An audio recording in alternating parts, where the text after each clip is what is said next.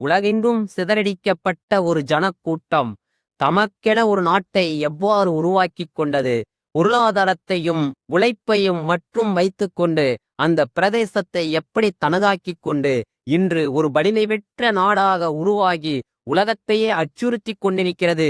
Israel என்ற தனிநாடு எப்படி உருவானது என்பதை குறித்துத்தான் இந்த நிகழ்வில் பார்க்க போகிறோம். இஸ்ரேல் என்ற நாட்டின் வரலாற்றை குறிப்பிடும் போதே சற்று பின்னோக்கி சென்று பார்ப்போம். 3500 ஆண்டுகளுக்கு முந்தைய வரலாற்றை கொண்டது இஸ்ரேல். அது எகிப்தின் கல்வெட்டிலே தெளிவாக குறிப்பிடப்பட்டுள்ளது. மெனப்தா என்ற கல்வெட்டிலே இஸ்ரேல் என்ற வார்த்தை பதியப்பட்டு 13ஆம் நூற்றாண்டை சேர்ந்தது என்று குறிப்பிடப்பட்டுள்ளது.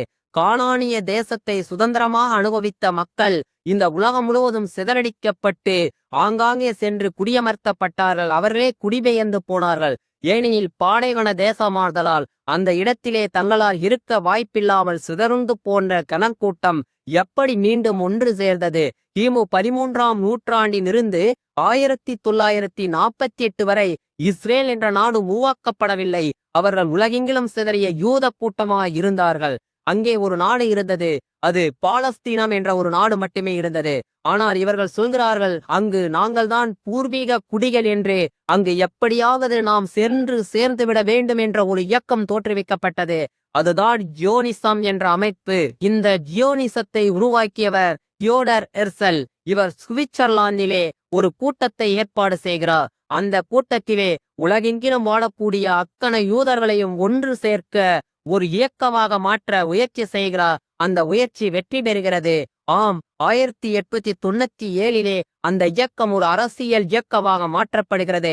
பேசல் நகரிலே ஒன்று கூடிய அந்த இயக்கமானது பாலஸ்தீனம் என்ற தனி நாட்டிலேதான் நமக்கு யூதர்களுக்கான இஸ்ரேல் என்ற ஒரு பிராந்தியத்தை நாட்டை உருவாக்க வேண்டும். அந்த நாட்டிலே யூதர்கள் அனைவரும் குடியமர்த்தப்பட வேண்டும். நமக்கென்று ஒரு நாடு இருக்க வேண்டும். சுதந்திரம் பெற்ற நாடாக அறிவிக்கப்பட வேண்டும். இன்று நாம் உலகெங்கிலும் சிதறடிக்கப்பட்டிருக்கிறோம். ஆனால் ஒரு நாள் நாம் அந்த இடத்திலேதான் வாழப்போகிறோம். ஜெருசலேம் என்ற புனித நகர் அருகிலேதான் நமது நாடு அமைய வேண்டும். பாலஸ்தீனத்திலிருந்து நாம் விடுதலை பெற வேண்டும். நாம் விடுதலை பெற்ற நாடாக இஸ்ரேல் என்ற நாட்டை கட்டமைக்க வேண்டும் என்று ஒன்று கூடி பொருளையும் பொன்னையும் அவர்கள் சேகரிக்கிறார்கள். 8000 கோடி பொன்னை கொண்டு பாலஸ்தீனத்திலே அவர்கள் குடியேறுகிறார்கள். 1914 ஓட்டமன் என்ற மன்னராட்சி பாலஸ்தீனத்திலே நடைபெற்று கொண்டிருக்கிறது. மன்னராட்சி 1914 19 வரை முதல் உலகப் போர் ஆரம்பிக்கிறது. இந்த முதல் உலகப் போரை சரியாக பயன்படுத்தி கொள்கிறது இந்த ஜியோனிசம் அமைப்பு. ஆம், இந்த ஒன்றுபட்ட இஸ்ரேலை எப்படியாவது உருவாக்கிவிட வேண்டும் என்று பிரிட்டனுடைய உதவியை நாடுகிறது. 1914 18 வரை அதிலே முதல் உலகப் போரிலே பிரிட்டனுக்கு சில உதவிகளை செய்கிறது. இஸ்ரேல் என்பது உருவாக்கப்பட்ட நகரம். எப்படி இந்தியாவிலிருந்து பிரிந்து பாகிஸ்தான் உருவானதோ, பாகிஸ்தானிலிருந்து பிரிந்து பங்களாதேஷ் உருவானதோ, இப்படி பாலஸ்தீனத்திலிருந்து ஒரு நிலப்பகுதியை பிரித்து உருவாக்கப்பட்டதுதான் இஸ்ரேல். பாலஸ்தீனம் என்பது பூர்வ குடிகளான அரேபிய முஸ்லிம்கள் அந்த பகுதியிலே புடர்ச்சியாக வசித்து வந்தார்கள். அவர்கள் படிப்பறிவற்றவர்கள். அந்த மக்கள் உழைத்து வாழ திராணியற்றவர்களாகத்தான் இருந்தார்கள். ஏனெனில் அங்கு பாலைவன மண். அந்த மண்ணை விவசாயம் செய்யும் பூமியாக அவர்களால் மாற்ற இயலவில்லை. ஆனால் பூதப்புடிகள் என்ன செய்கிறார்கள்? ஆங்காங்கே வெளிநாடுகளிலே வசித்து வந்தார்கள். பல்வேறு நாடுகளிலே அவர்கள் குடியேறி பெரிய பணக்காரர்களாகவும் தொழில் அதிபர்களாகவும் உழைப்பாளிகளாகவும் இருந்தார்கள். அவர்கள் சிறுக சிறுக பணத்தை சேகரித்து பாலஸ்தீன நாட்டிலே நிலங்களை வாங்கினார்கள். அங்கே எப்படியாவது சென்று நாம் விவசாயம் செய்ய வேண்டும், குடியேறிவிட வேண்டும் என்ற அந்த ஜியோனிச கொள்கை உலகெங்கிலும் இருக்கக்கூடிய யூதர்களை ஒன்று சேர்த்தது. அவர்கள் பாலஸ்தீனத்திலே தொடர்ந்து இடங்களை வாங்கி சேர்த்து கொண்டே இருந்தார்கள். இறையறியாத அப்பாவி அரேபிய குடிமக்கள், பூர்வ குடிமக்கள் தங்கள் நிலங்களை விற்று கொண்டிருந்தார்கள். பொன்னுக்கும் பொருளுக்கும் ஆசைப்பட்டு தன்னுடைய நிலங்களை அவர்கள் விற்று கொண்டே இருந்தார்கள். இப்படி உருவாக்கப்பட்ட நிலம்தான் இஸ்ரேல். பாலஸ்தீனத்திலே பூர்வ குடிகளாக இருந்தது அரேபியர்கள் தான். அரேபிய முஸ்லிம்கள். அவர்களுக்கு அடுத்தபடியாக கிறிஸ்தவர்கள் அதிக அளவில் இருந்தார்கள். அதற்கு அடுத்தபடியாக யூதர்கள் இருந்தார்கள். சிறுபான்மையினராக இருந்த யூதர்கள் சிதறடிக்கப்பட்டார்கள் என்னே சொல்லலாம். ஏனெனில் கிறிஸ்துவின் பரவ எதிரி யூதர்கள் என்று அவர்கள் நம்பினார்கள். கிறிஸ்துவை கொலை செய்தவர்கள் யூதர்கள் என்று நம்பினார்கள். அப்படியாகத்தான் யூதர்கள் உலகெங்கிலும் சிதறடிக்கப்பட்டார்கள். அவர்கள் மீது வன்மம் கக்கப்பட்டது. ரோமானியர்களாலும் கிரேக்கர்களாலும் பாபிலோனியர்களாலும் வஞ்சிக்கப்பட்ட சமூகமாகவே யூதர்கள் அடிமைப்படுத்தப்பட்டார்கள். உலகெங்கிலும் அவர்கள் சிதறடிக்கப்பட்டார்கள். 12ஆம் நூற்றாண்டிலே யூதர்கள் பார்த்தீர்களேயானால் சிலுவைப் போர் என்ற நிகழ்வை கிறிஸ்தவர்கள் முன்னெடுத்தார்கள். இந்த சிலுவைப் போரிலே முதலாவதாக அவர்கள் குறிவைத்தது யூதர்களைத்தான். எங்கெங்கே யூதர்கள் காணப்படுகிறார்களோ அவர்களையெல்லாம் கொலை செய்தார்கள், அடித்து கொன்றார்கள் என்றே சொல்லலாம். ஆம், இந்த கிறிஸ்துவ மதமானது எப்படி பரவியது என்றால், இயேசு கிறிஸ்துவை சிலுவையில் அறைந்தவர்கள் ரோமானியர்கள். பெரும்பகுதியை ரோமானியர்கள் ஆட்சி செய்து வந்தார்கள். வாட்டிகன் நகரை ரோமானியர்கள் தான் ஆட்சி செய்தார்கள். அப்படிப்பட்ட நேரத்திலே ரோம் சாம்ராஜ்யம் தன் ஆளுகைக்கு உட்பட்ட பகுதி எங்கெல்லாம் இருக்கிறதோ அங்கெல்லாம் கிறிஸ்துவத்தை அவர்கள் வளர்த்தெடுத்தார்கள். ரோமின் அதிகாரமிக்க பதவிகளில் யூதர்கள் வரக்கூடாது என்று தீர்மானித்தார்கள். கிறிஸ்தவத்துக்கு எதிராகவோ கிறிஸ்தவர்களுக்கு எதிராகவோ யூதர்கள் சாட்சி செல்லாது என்று அறிவித்தார்கள். அப்படியானால் எவ்வளவு புறக்கணிக்கப்பட்டிருக்கிறார்கள் யூதர்கள் என்றே சொல்லலாம். புறக்கணிக்கப்பட்ட சமூகம் திருப்பி அடித்தால் என்னவாகும் என்பதை அவர்கள் மெய்ப்பித்து காட்டியிருக்கிறார்கள். இந்த 18ஆம் நூற்றாண்டிலிருந்து 13ஆம் நூற்றாண்டு வரை உலகெங்கும் அவர்கள் சிதறடிக்கப்பட்டார்கள். இங்கிலாந்து விரட்டி அடித்தது, பிரேசில் விரட்டி அடித்தது, படுகொலை செய்தது, ஜெர்மனி விரட்டி அடித்தது. ஐரோப்பிய நாடுகள் முழுவதிலும் கிறிஸ்துவம் பரவி இருந்ததால் அவர்களால் அங்கு வசிக்க முடியாத ஒரு சூழல் ஏற்பட்டது. மறைந்து வாழக்கூடிய சூழல் ஏற்பட்டது. அவர்களை நாடு கடத்தினர், அடிமையாக்கினர், படுகொலை செய்தனர். இப்படி தொடர்ச்சியாக யூதர்கள் புறக்கணிக்கப்பட்டு கொண்டே இருந்தனர். யூதர்களின் வரலாறு 13ஆம் நூற்றாண்டில் இருந்து தொடங்கி 1947 வரை சென்றது எனலாம். 1939 47 வரை 2ஆம் உலகப் போர் நடைபெற்றுக் கொண்டிருந்தது. அந்த சமயத்தில் ஐரோப்பிய நாடுகளில் வாழ்ந்த யூதர்கள் தங்கள் உயிரை காக்க மீண்டும் பாலஸ்தீனத்திற்கு வந்து குடியேறுகிறார்கள். ஹிட்லர் மிகப்பெரிய இனவெறி கொள்கையை கடைபிடிக்கிறார். நாசிக் என்ற அந்த இனவெறி கொள்கையின்படி தன்னுடைய நாட்டை விரிவுபடுத்த வேண்டும். ஆரியர்களே சிறந்தவர்கள், நாஜி கொள்கையின்படி ஆரியர்கள் சிறந்தவர்கள், உலகெங்கிலும் ஜெர்மானியர்கள் குடியமர்த்தப்பட வேண்டும். இதிலே நாட்டை விரிவாக்கம் செய்ய வேண்டும். அரபு நாடுகளை எல்லாம் வென்று அந்த நாட்டு பகுதியை ஜெர்மனியுடன் இணைத்துக் கொள்ள வேண்டும் என்று அவர் நாட்டை விரிவாக்கம் செய்யும் முனைப்பிலே ஈடுபட்டு கொண்டிருந்தார். அடால்ஃப் ஹிட்லர் தன்னுடைய மெயின் காம்ப் நூலிலே யூதர்களை இவ்வாறாக குறிப்பிடுகிறார். அவர்களை வதைக்க வேண்டும், அவர்கள் படுகொலை செய்யப்பட வேண்டிய நபர்கள் என்று, நச்சு பாம்புகள் என்று குறிப்பிடுகிறார். ஆம், அவர்களுக்காகவே தயார் செய்யப்பட்டதுதான் போலந்திலே வதைக்களம் என்று ஆஸ்விட்ஸ் நகரிலே ஏற்பாடு செய்திருந்தார். மில்லியன் கணக்கான யூதர்கள் அங்கே படுகொலை செய்யப்பட்டார்கள், துன்புறுத்தப்பட்டார்கள். அதை 1945ஆம் ஆண்டு ஜனவரி மாதம் 27ஆம் நாள் இனப்படுகொலை நாளாக இன்றும் அனுசரிக்கப்பட்டு வருகிறது. அந்த நாளிலே ரஷ்யா அங்கு சென்று அவர்களை மீட்டது. எவ்வளவோ மில்லியன் கணக்கான யூதர்கள் ஒன்று குவித்த ஒரு நாள் கருப்பு அத்தியாயமாக பார்க்கப்படுகிறது. இப்படி யூதர்கள் உலகெங்கிலும் சிதறடிக்கப்பட்டதோடு மட்டுமல்லாமல் பல்வேறு இன்னல்களை அனுபவித்தார்கள் என்று சொன்னால் அது மிகையல்ல.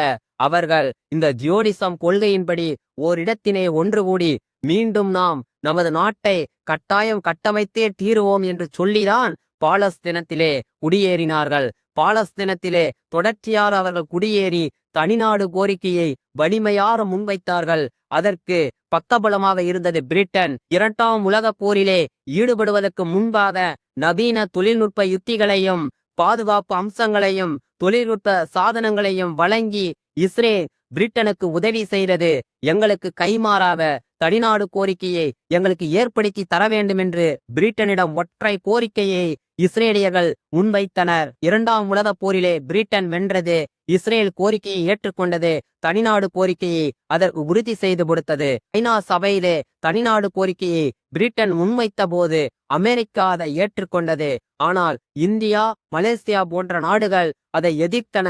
அப்போது அமெரிக்க அதிபராக இருந்த ஹேரி ட்ரூமன் மே 14ஆம் தேதி 1948 இஸ்ரேல் என்ற தனிநாடு கோரிக்கையை அவர் ஏற்றுக்கொண்டிருக்கிறார். பாலஸ்தீனத்திலிருந்து அதை பிரிக்க வேண்டும் என்று எண்ணி ஐநாவிலே ஒரு கொள்கை முடிவை அறிவிக்கிறார்கள். மே 17ஆம் தேதி 1948ஆம் ஆண்டு இப்படி ஒரு நாடு பிரிப்பு கொள்கையை பிரிட்டன் முன்மொழிய அது அமெரிக்கா போன்ற நாடுகள் ஏற்றுக்கொண்டு படிமொழிகிறது என்று சொன்னால் வேதனையான நிகழ்வு. ஒரு நூற்றாண்டு கால சரித்திரம். அங்கே நில உரிமை பறிக்கப்படுகிறது என்றே சொல்லலாம். இஸ்ரேலுக்கு அதை பிரித்து கொடுக்கிறார்கள். இஸ்ரேல் என்ற நாடாக பிரிகிறது. பாலஸ்தீன் என்ற நாடாக பிரிகிறது, அரபு நாடுகளுக்கானதாக. அடுத்தது ஜெருசலேம் என்ற புனித பகுதியை ஜெருசலேம் சர்வதேச நகரமாக அங்கீகரிக்கிறார்கள். இப்படி பாலஸ்தீனத்தை 3ஆக கூறு போட்டு இவர் பிரகடனப்படுத்தி அதிலே 1948 மே 15 புதிய நாடாக இஸ்ரேல் உருவாகி தனிநாடு அங்கீகாரத்தை பெற்றுக்கொள்கிறது. இப்படியாகத்தான் இஸ்ரேல் என்ற ஒரு குட்டி நாடு உதயமாகிறது. இதை சற்றும் எதிர்பார்க்காத அரபு நாடுகளும் பாலஸ்தீனமும் அங்கிருக்கக்கூடிய அரேபியர்களும் அதிர்ச்சிக்குள்ளாகிறார்கள். தங்களுடைய நாட்டை பிரித்து கொடுத்து விட்டார்களே என்று எண்ணி மனம் கடங்குகிறார்கள். அங்கே பாலஸ்தீனிய விடுதலை இயக்கம் உருவாகிறது. பின்னாடி அதை யாசர் அரபாத் முன்னெடுக்கிறார் என்று நமக்கு தெரியும். யாசர் அரபாத் பாலஸ்தீன விடுதலை இயக்கத்தை உருவாக்கி அதை வழிநடத்தி சென்று அவர் எப்படியாவது பாலஸ்தீனம் என்ற ஒரு தனி நாட்டை உருவாக்கி விட வேண்டும் என்று முனைப்பு காட்டுகிறார். ஆனாலும் கூட இஸ்ரேலின் ஆதிக்கத்தால் அவரால் ஒன்றும் செய்ய முடியாமல் போகிறது. இஸ்ரேல் தனி நாடாக உருவானதை எதிர்த்து அரேபிய கூட்டமைப்பு நாடுகள் கவலை கொள்கின்றன. ஆனாலும் கூட பாலஸ்தீனத்தை குறித்து எந்த நாடும் அக்கறை கொண்டதாக தெரியவில்லை. பாலஸ்தீனத்திலிருந்து காசா பகுதியை எகிப்து கைப்பற்றிக் கொள்கிறது. கிழக்கு எருசலேம் நகரை ஜோர்டான் கைப்பற்றிக் கொள்கிறது. 1967 வரை ஜோர்டான் ஆக்கிரமிப்பிலே கிழக்கு எருசலேம் இருந்து வருகிறது. மேற்கு எருசலேம் இஸ்ரேல் வசம் இருந்து வருகிறது. காசா எகிப்து வசம் இருந்து வருகிறது. இப்படி அரேபியர்கள் உலகெங்கிலும் அவர்கள் சிதறடிக்கப்படுகிறார்கள். கிட்டத்தட்ட 7 லட்சத்துக்கும் அதிகமான அரேபியர்கள் அகதிகள் முகாமிலே தங்க வைக்கப்படுகிறார்கள். அவர்கள் தன்னுடைய சொந்த நாட்டை விட்டு விரட்டி அடிக்கப்படுகிறார்கள். இஸ்ரேல் காசாவிலே மேற்கு கடற்கரையிலே குடிபெயர்கிறது. அங்கு குடியேற்றங்களை உருவாக்கி கொள்கிறார்கள். மொத்த பாலஸ்தீன நாட்டையும் இவர்கள் ஆக்கிரமித்துக் கொள்கிறார்கள். பாலஸ்தீனம் என்ற தனி நாடு உருவாவது கேள்விக்குறியாகி கொண்டிருக்கிறது. இஸ்ரேல் எப்படி தனி நாடு கோரிக்கைக்காக இயங்கியதோ இப்போது நிலமற்றவர்களாக பாலஸ்தீனியர்கள் மாற்றப்படுகிறார்கள். பாலஸ்தீனத்திற்கும் அங்கே ஒரு தலைவன் உருவாகிறான், யாசர் அரபாத். அரபாத் என்றால் அசைக்க முடியாத மலை என்று பொருள். 1952 இருந்து 2004 அவர் மறையும் வரை இந்த தனி பாலஸ்தீன நாட்டுக்காக போராடுகிறார். யாசர் அரபாத்தை இந்தியாவும் ஆதரிக்கிறது. பண்டித ஜவஹர்லால் நேரு காலத்திலிருந்து இந்திரா காந்தி காலம் வரை அங்கு பாலஸ்தீனத்தின் உரிமைகள் மறுக்கப்படக்கூடாது என்று இந்தியா நடுநிலை வகிக்கிறது. இந்தியாவின் முயற்சியாக பாலஸ்தீனத்துக்கு பார்வையாளராக ஐநாவில அங்கீகாரம் கிடைத்தது. இன்று வரை உறுப்பு நாடாக கூட பாலஸ்தீனம் அங்கீகரிக்கப்படவில்லை என்பது வேதனையான விஷயம். ஆனாலும் கூட தொடர்ந்து பாலஸ்தீன கோரிக்கையில் நடுநிலை நின்று வருகிறது இந்தியா. பாலஸ்தீனத்திலே காசா என்ற ஒரு பகுதியை தனி நாடாக ஹமாஸ் தீவிரவாதிகள் கைப்பற்றி ஆட்சி செய்து வருகிறார்கள். அந்த ஹமாஸ் தீவிரவாதிகளுக்கும் இஸ்ரேலுக்கும் இடையே தொடர்ச்சியாக போர் நடைபெற்று வருகிறது. ஹமாஸ் தீவிரவாதிகள் பாலஸ்தீனத்திற்கு தனிநாடு கோரிக்கையை வலியுறுத்தியும் பாலஸ்தீனத்திலிருந்து ஒட்டுமொத்த இஸ்ரேலியர்களும் வெளியேற வேண்டும் என்ற கோரிக்கையை வலியுறுத்தியும் அவர்கள் தொடர்ந்து போராடி வருகிறார்கள். காசாவிலே போர் நடைபெற்றது. அந்த காசா மக்கள் அனாதைகளாக்கப்பட்டார்கள். முகாம்களே தங்க வைக்கப்பட்டார்கள். எப்போதும் போர் பதட்டமும் உணவு பஞ்சமும் அங்கே தலைதிரித்தாடியது என்பதையெல்லாம் நாம் அறிந்திருந்தோம். அப்படித்தான் தொடர்ச்சியாக பாலஸ்தீன மண் இன்றைக்கும் போர் பதற்றம் நிறைந்த ஒரு நாடாகவே தொடர்ந்து இருந்து கொண்டு வருகிறது. இந்த ஹமாஸ் அமைப்புக்கு யார் நிதி உதவி செய்கிறார்கள், யார் ஆயுத உதவி செய்கிறார்கள் என்றால் ஈரான் அவர்களுக்கு நிதி உதவியும் ஆயுத உதவியும் பயிற்சியும் வழங்கி வருகிறது. ஆதலால் தான் ஈரானுக்கும் இஸ்ரேலுக்கும் யுத்தம் மூண்டது. 1967 இஸ்ரேலை எதிர்க்க அரேபிய கூட்டுப்படைகள் ஒன்று திரண்டு இஸ்ரேலை சுற்றி வளைக்கின்றன. எகிப்து, ஜோர்டான், சிரியா, லெபனான் போன்ற நாடுகள் அதை சுற்றி வளைக்கின்றன. விமானம் தாங்கி கப்பல்களும் ஏவுகணைகளும் அத்தனையும் 1967 இஸ்ரேலை சுற்றி நிற்கின்றன. இப்போது இஸ்ரேல் என்ன செய்ய போகிறது என்று உலக நாடுகள் உற்று நோக்குகின்றன. இஸ்ரேல் சரித்திரத்திலிருந்து காணாமல் போகும் என்று உலகின் மிகச்சிறந்த பத்திரிகைகள் எல்லாம் எழுதுகின்றன. ஆனால் வெறும் 4 நிமிடத்தில் 400 போர் விமானங்களை அடித்தொழிக்கின்றன ஜோர்டானிலே இஸ்ரேல். இதை பார்த்து அதிர்ந்து போன ஜோர்டான் இந்த போரிலிருந்து பின்வாங்குகிறது. இப்படித்தான் எகிப்து, லெபனான், சிரியா போன்ற நாடுகளும் பின்வாங்குகின்றன. இப்போது ஜோர்டானின் வசம் இருந்த கிழக்கு ஜெருசலேம் நகர் இப்போது இஸ்ரேல் வசமாகிறது. காசா, மேற்கு கரை போன்ற பகுதிகளும் இஸ்ரேல் வசமாகிறது. பாலஸ்தீனத்தின் 80% பகுதிகளை இஸ்ரேல் இப்போது ஆக்கிரமித்துக் கொள்கிறது. இப்போது பாலஸ்தீனியர்கள் அகதிகளாக விரட்டியடிக்கப்படுகிறார்கள். 1967 பிறகு இஸ்ரேலின் மீது படையெடுக்கவே அரபு நாடுகள் அஞ்சின. கிழக்கு எருசலேமை கைப்பற்றி கொண்டது. மேற்கு கரையை கைப்பற்றி கொண்டது, காசாவையும் கைப்பற்றி கொண்டது, காசாவிலே தன்னுடைய குடியேற்றங்களை அதிகரித்தது. அப்போதுதான் அங்கு உருவானார்கள் அமாஸ் தீவிரவாதிகளும், லிபியாவிலே இஸ்புல்லா தீவிரவாதிகளும், கூட்டு குழுக்களும் தொடர்ச்சியாக இஸ்ரேலுக்கு எதிராக இன்றளவும் போராடி வருகின்றனர். அவர்களும் தங்களுடைய மண்ணையும் மக்களையும் நேசித்து விடுதலை இயக்கங்களாக மாறி தொடர்ந்து போராடி வருகின்றனர். இத்தகைய தீவிரவாத குழுக்களுக்கு பொருளுதவியும் ஆயுத உதவியும் பணமும் கொடுத்து உதவியது ஈரான். ஆதலால்தான் இஸ்ரேலுக்கும் ஈரானுக்கும் தொடர் யுத்தம் நிகழ்ந்து கொண்டிருக்கிறது. மேலும் ஈரான் வலிமை பெற்ற நாடாக மாறினால், அரேபிய கூட்டமைப்பு நாடுகள் ஒன்று சேர்ந்து கொண்டால் யூதர்களுக்கு அது ஆபத்து என்பதை உணர்ந்துதான் இப்படி ஒரு போராட்டத்தை அவர்கள் முன்னெடுக்கிறார்கள். அங்கே அணு செறிவூட்டப்படுகிறது, அணு ஆயுதங்கள் நிரம்பி வடிகிறது என்றெல்லாம் சொல்லி அமெரிக்காவும் இஸ்ரேலும் இணைந்து ஈரான் மீது போர் தொடுத்து அதனுடைய உச்சபட்ச தலைவரை கொன்றார்கள். இன்னும் கொல்லப் போகிறார்கள். மக்கள் தொடர்ந்து இந்த போர்க்களத்திலே மடிந்து கொண்டேதான் இருக்கிறார்கள். இஸ்ரேல் ஈரான் மீது போர் தொடுத்ததிலிருந்து அதை ரஷ்யா, சீனா, வடகொரியா போன்ற நாடுகள் கண்டித்துள்ளன என்றே சொல்லலாம். இதை தடுத்து நிறுத்த வேண்டியது 1948 உருவாக்கப்பட்ட ஐக்கிய நாடுகள் சபையின் பொறுப்பாகும். இந்த யுத்தம் தொடர்ந்தால் உணவு பஞ்சம் ஏற்படும்.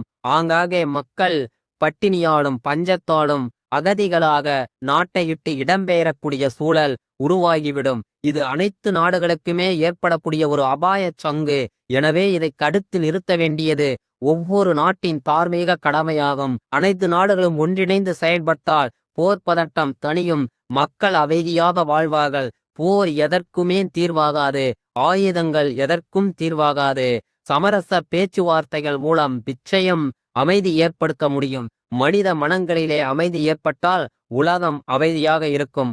இதை ஆராய்ந்து தீர்வு காண முயற்சிக்க வேண்டும் என்பதே இந்த காணொளியோட நோக்கம். மேலும் இஸ்ரேல் எப்படி விவசாயத்தின் தன்னிறைவு பெற்ற நாடாக உருவானது, மொசாத் என்ற ரகசிய உளவமைப்பு எப்படி உலகின் நம்பர் 1 உளவமைப்பாக செயல்படுகிறது, மற்ற நாடுகளுக்கும் இஸ்ரேலுக்கும் என்ன வேறுபாடு என்பதை குறித்தெல்லாம் அடுத்த காணொலியில நம்ம பார்க்க போறோம். இதுவரைக்கும் ஆலம் லைஃப் யூடியூப் சேனலை சப்ஸ்கிரைப் பண்ணலனா சப்ஸ்கிரைப் பண்ணுங்க. இந்த வீடியோ உங்களுக்கு பிடித்திருந்தா லைக் பண்ணுங்க, ஷேர் பண்ணுங்க.